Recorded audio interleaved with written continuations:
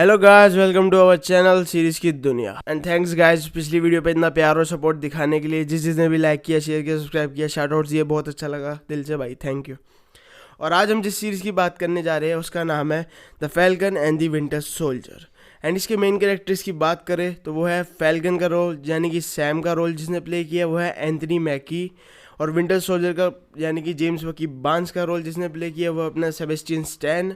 और जीमियो का role play किया है डैनियल ब्रुविल ने। कार्ली मॉर्गनथाउ का रोल प्ले किया है एरन कैलीमैन ने।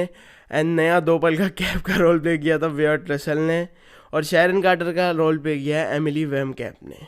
अब आते हैं सीरीज़ के पहले एपिसोड पर। जैसे कि आपने एंड गेम के लास्ट में देखा होगा, जब कैप्टन ने सैम को अपनी शील्ड दी थी और उससे पूछा था ये शील्ड कैसी लगी, उसने बोला था अच्छी है पर पराई है। तो इसी के आगे स्टोरी कंटिन्यू होती है और सैम को लगता है कि ये शील्ड स्टीव की थी तो उसी की रहनी चाहिए।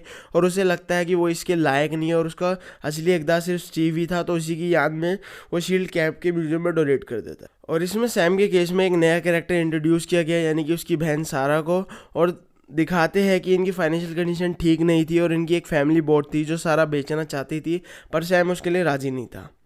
और जैसे कि हम सीरीज़ में आगे बढ़ते हैं तो पता लगता है कि गवर्नमेंट एक नया कैप इंट्रोड्यूस कर देती है, जिसकी न्यूज़ से सैम और बकी दोनों डिसअपॉइंटेड होते हैं, बकी कुछ ज़्यादा ही। जब पहली बार जॉन को इंट्रोड्यूस किया गया इस कैप तो मेरा एक्सप्रेशन नहीं था ये कैप बहन चो ये, अबे यार क्या कार्टून ले आए। अगर हम आए बकी के केस पर तो हमें पता लगता है कि प्रेसिडेंट ने बकी को माफ़ कर दिया होता है और अब उसके थेरेपी सेशन चल रहे होते हैं उसको इम्प्रूव करने के लिए, एक नॉर्मल सिटीजन बनने के लिए यानी कि जेम्स बकी बांस बनने के लिए। और इसमें ये दिखाते हैं कि बकी को अपने विंटर सोल्जर के टाइम में नाइटमेयर्स आते हैं, जिन जिन लोगों के साथ उसने बुरा किया था, जिन जिन लोगों को इसने फ़ायदा पहुंचाया था जब ये हाइड्रा के कंट्रोल में था, अब ये उन्हीं के काम बिगाड़ रहा था अपनी गलतियाँ सुधारने के लिए। और बकी के पास स्टीव की डायरी होती है जिसमें उसने उन बुरे लोगों के नाम लिखे होते हैं जिसके लिए इन्हें बुरा काम किया होता है, और एक एक करके सबसे बदला रहता है और उनके नाम कट करता रहता है। एंड इसमें दिखाते हैं कि 5 साल बाद जब लोग स्नैप के बाद अपने घर वापसी आते हैं तो उनके पुराने घरों में अब कोई और रह रहा होता है, तो डिस्प्यूट्स क्रिएट होने लगते हैं। बहुत सारे रिफ्यूजीज कैंप्स भी बनते हैं। ऐसे एक रिफ्यूजी ग्रुप का नाम था फ्लैग स्मैशर और इनकी जो लीडर है वो है कार्ली मॉर्गनथाउ। इनको अलग अलग कंट्री से सपोर्ट मिलते थे और बहुत सारे लोग इनके साथ जुड़े हुए थे। और जैसे ही हम सीरीज़ में आगे बढ़ते हैं तो हमें दिखाते हैं कि सैम और बकी एक मिशन पर जाते हैं इन रिफ्यूजीज़ के पीछे, और इनकी जब उन लोगों से लड़ाई होती है तो पता लगता है कि ये आम लोग नहीं बल्कि सारे के सारे सुपर सोल्जर्स हैं।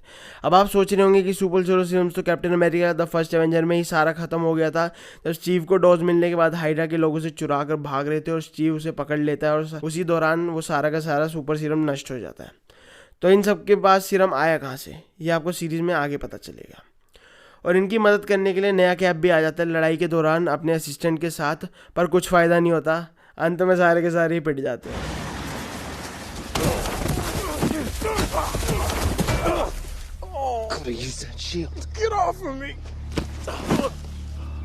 और बाद में सैम और बकी को लगता है कि इन सुपर सोल्जर्स को दोनों अकेले नहीं हरा सकते, तो बकी को एक आइडिया आता है कि जीमो की मदद लेने का, और वो जीमो को जेल से छुड़वाने का प्लान बनाता है और उसमें सक्सेसफुल भी होता है। सैम इस डिसीजन से थोड़ा गुस्सा होता है। और एंड मार्वल ने जिस तरह से जीमो का कैरेक्टर दिखाया है, मतलब मज़ा आ गया देख के। अमीर के साथ साथ कूल एंड नवाब दिखाया उसे। एंड मेरा फेवरेट सीन तो वो होता है जब ये नाचता है भाई। फिर बाद में सैम और बकी जीमो के साथ जाते हैं मेडिपुर सिटी में भेष बदल के, क्योंकि जीमो कहता है कि उसे पता है कि सुपर सीरम किसने बनाया और ये कहाँ पता लग सकता है। और जब वो सिटी में क्लब में फाइट होती है और बकी अपने पुराने विंटर सोल्जर वाले रूप में आता ना भाई, कतई ओपी सीन था वो तो। इस सीन के बाद एंट्री होती है शैरन कार्टर की, जो हमें लास्ट दिखी थी सिविल वॉर में, और इसने कैप की शील्ड वापसी लाने में हेल्प करी थी। और शैरन पता करवाती है उस साइंटिस्ट का जिसने सीरम बनवाया था, और ये सारे मिलकर उसे मिलने जाते हैं।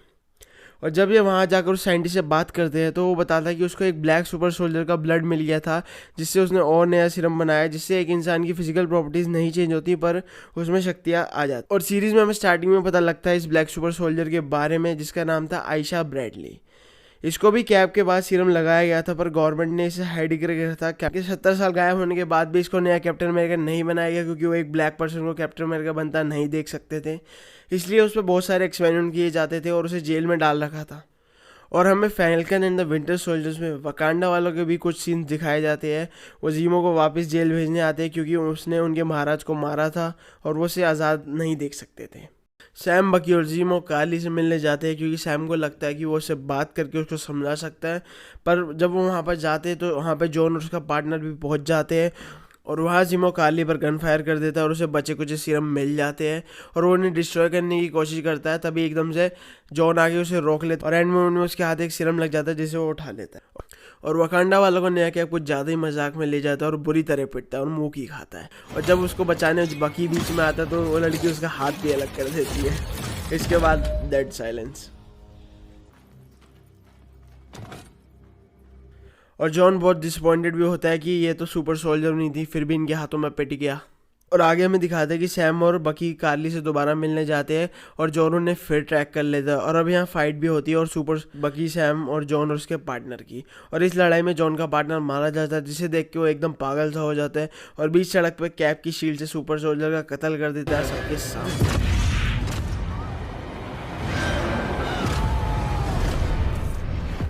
और इसके बाद सैम बकी और जॉन की फाइट होती है शील्ड को लेकर और अंत में सैम को शील्ड वापसी मिल जाती है और गवर्नमेंट भी जॉन से कैप्टन अमेरिका के सारे अधिकार वापस ले लेती है और उसकी पोस्ट को रद्द कर देती है और उसे शील्ड लौटाने का आदेश देती है। एंड वकांडा वालों को बकी जीमो लौटा देता है और उनसे एक फेवर लेता है। एंड 6th एपिसोड में हमें दिखाते हैं कि सैम का नया सूट जो बकी उसके लिए वकांडा से लाया होता है क्योंकि उसका पुराना सूट टूट चुका होता है जब जॉन के साथ फाइट हुई थी। और आखिर में हमें दिखता है कि जॉन बकी और सैम तीनों मिलकर फ्लैग स्मैशर के साथ फाइट करते हैं और जीत जाते हैं और अमेरिका को मिलता है उसका नया कैप्टन अमेरिका फैल्कन यानी कि सैम।